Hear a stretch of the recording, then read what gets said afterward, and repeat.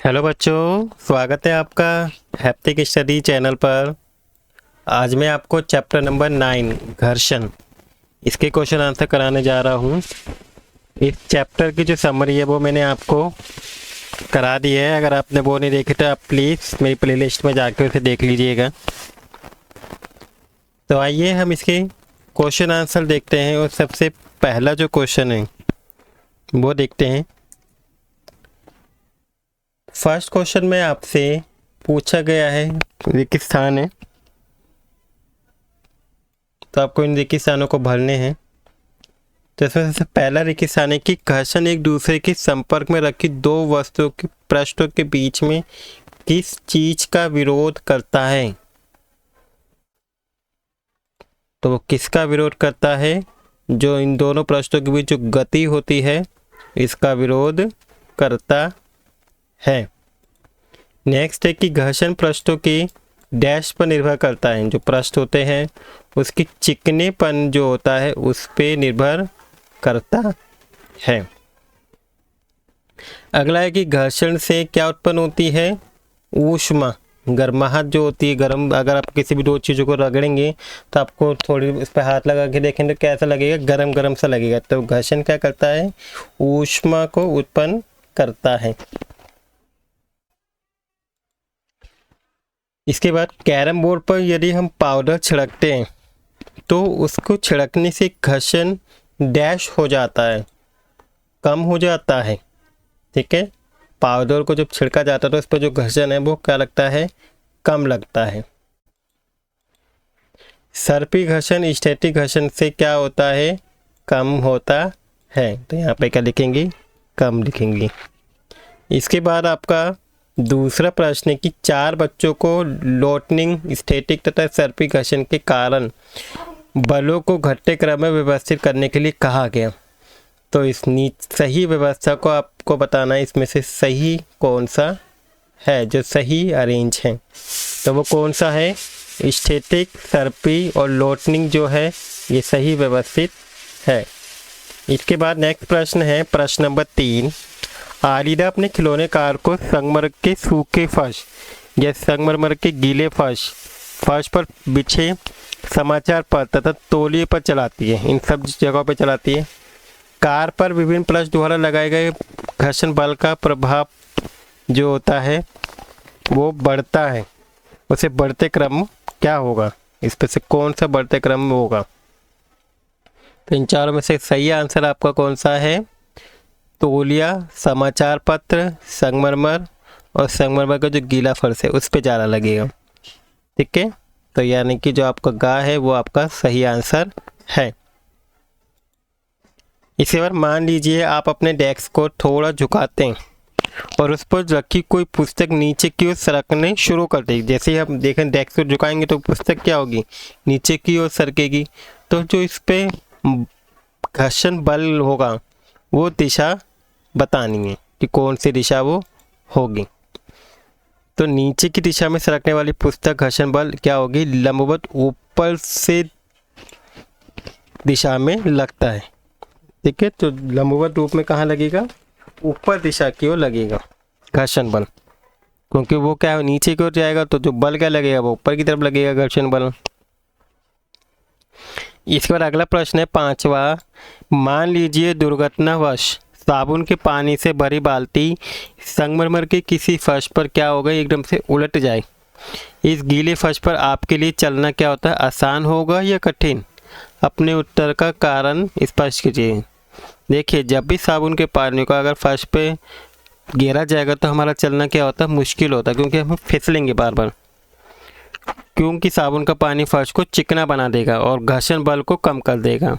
और जब हम इस मंजिल पर चलते हैं, उस फर्श पर चलेंगे तो घर्षण के बल के कारण पकड़ क्या हो जाती है? हमारी ढीली हो जाएगी, क्योंकि घर्षण बल कम लगेगा और इस वजह से उस पर चलना क्या हो जाएगा? हमारे लिए मुश्किल होगा साबुन के फर्श पर।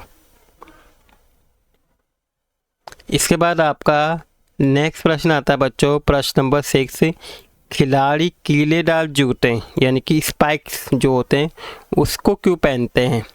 इन जूतों को क्यों पहनते हैं? तो खिलाड़ी स्पाइक वाले जूतों का उपयोग इसलिए करते हैं ताकि घर्षण बल क्या हो, बढ़े और दौड़ने या खेलने के दौरान उनको फिसलन ना हो, फिसले नहीं हो, इस वजह से वो ऐसे जूते पहनते हैं। इसके बाद नेक्स्ट प्रश्न आता है 7वां, इकबाल को हल्की पेटिका ढकेलनी है तथा सीमा को उसी फर्श पर भारी पेटिका ढकेलनी है। कौन अधिक घर्षण बल अनुभव करेगा? किसको ज़्यादा घर्षण बल लगेगा और क्यों लगेगा, क्यों अनुभव करेगा? तो एक बार एक लाइटर बॉक्स को धक्का दे रहा है, इसलिए लाइटर बॉक्स विपरीत मंजिल को घर्षण के छोटे बल के साथ दबाएगा, जबकि सीमा उसी मंजिल पर एक भारी बॉक्स को धक्का दे रही है जो सापेक्ष मंजिल को एक बड़े बल से दबाती है, इसलिए सीमा को घर्षण के बड़े बल की आवश्यकता होती है। इसके बाद अगला प्रश्न है 8वां, व्याख्या कीजिए कि जो सर्पी घर्षण है वो स्टैटिक घर्षण से कम क्यों होता है? तो जब किसी रुकी हुई वस्तु को रुकी हुई वस्तु को विराम से गति आरंभ करने की स्थिति में घर्षण पर पार पाने के लिए वस्तु पर लगाया जाने वाला बल स्टैटिक घर्षण की माप होती है, और इसके विपरीत किसी वस्तु को उसी चाल से गतिशील रखने के लिए जो आवश्यक बल होगा वो सर्पी घर्षण की माप होती है। जब बॉक्स सरकना शुरू करता है तो उसकी पृष्ठ के संपर्क बिंदुओं को उतारना समय नहीं मिल पाता, वे फर्श के संपर्क बिंदुओं में धंस सके। अतः सर्पी घर्षण क्या होता है? स्टैटिक घर्षण से बहुत कुछ कम होता है। इसका प्रश्न नंबर 9 है, वर्णन कीजिए कि जो घर्षण है वो किस प्रकार शत्रु भी है और मित्र भी है, फायदेमंद भी है, नुकसानदायक भी है। अब मित्र कैसे हैं? यदि घर्षण नहीं होगा तो पेन अथवा पेंसिल से हम नहीं लिख पाएंगे। सड़क तथा वाहनों के टावरों के बीच घर्षण नहीं होगा तो उन वाहनों की ना तो गति आरंभ हो पाएगी, ना ही गाड़ियों को रोक पाएंगे, ना ही दिशा परिवर्तन की जा सकेगी। यदि घर्षण नहीं हुआ तो कोई वस्तु गति आरंभ कर दे तो वो कभी रुकेगी भी नहीं, अगर गति कर भी देती है। घर्षण के बिना कोई भवन भी नहीं बन पाएगा, इसके बिना ना तो दीवार में कील ठोक पाएंगे और ना ही धागे में गांठ बांध पाएंगे। ठीक है। इसके बाद शत्रु के रूप में कैसे है घर्षण? घर्षण के कारण क्या होती है, कुछ वस्तुएं खिंच जाती हैं, जैसे बॉल बेयरिंग, जूतों के सोल। घर्षण से ऊष्मा भी उत्पन्न होती है, जैसे विद्युत मिक्सर को कुछ मिनट तक चलाने पर उसमें क्या होता है, जार एकदम से गर्म हो जाता है। तीसरा, जब हम मशीन का उपयोग करते हैं तो घर्षण से उत्पन्न ऊष्मा के कारण अत्यधिक ऊर्जा नष्ट हो जाती है। तो ये क्या है, घर्षण शत्रु के रूप में। इसके बाद नेक्स्ट क्वेश्चन है 10वां, वर्णन कीजिए कि तरल में गति करने वाली वस्तु की आकृति विशेष प्रकार की क्यों बनाई जाती है, जो पानी के अंदर गति करती है या हवा के अंदर। ठीक है। जब वस्तु किसी तरल में गति करती है तो उन पर लगने वाले घर्षण बल पर पार पाना होता है, और इस प्रक्रिया में उनकी ऊर्जा क्या होती है, खर्च होती है, बेकार होती है, क्षय होती है। इसलिए घर्षण को कम से कम करने के लिए प्रयास किया जाता है और इस प्रकार वस्तु को विशेष आकृति दी जाती है, और इन विशेष आकृति के बारे में वैज्ञानिकों को ये संकेत प्रकृति से ही मिले हैं। तो बच्चों ये थे इस चैप्टर के 10 क्वेश्चन। आई होप आपको सभी के आंसर समझ में आ गए होंगे और आपको वीडियो भी अच्छी लगी होगी। अगर आपको वीडियो अच्छी लगी तो बच्चों प्लीज़ वीडियो को लाइक कर दीजिएगा और अपने दोस्तों के साथ भी इस वीडियो को शेयर कीजिएगा। और इससे पहले की जो मैंने चैप्टर हैं उनके सभी की क्वेश्चन आंसर मैंने करा दिए हैं। अगर आपने वो नहीं देखा तो आप प्लीज़ उसे भी प्लेलिस्ट में जाके देख लीजिएगा, और इन चैप्टर को डिटेल से भी मैंने आपको समझा दिए हैं। अगर आपने वो भी नहीं देखा तो आप प्लीज़ उसे भी देख लीजिएगा। और अगर आप इस चैनल पे नए हैं बच्चों तो प्लीज़ चैनल को सब्सक्राइब भी कर दीजिएगा। Thank you for watching video.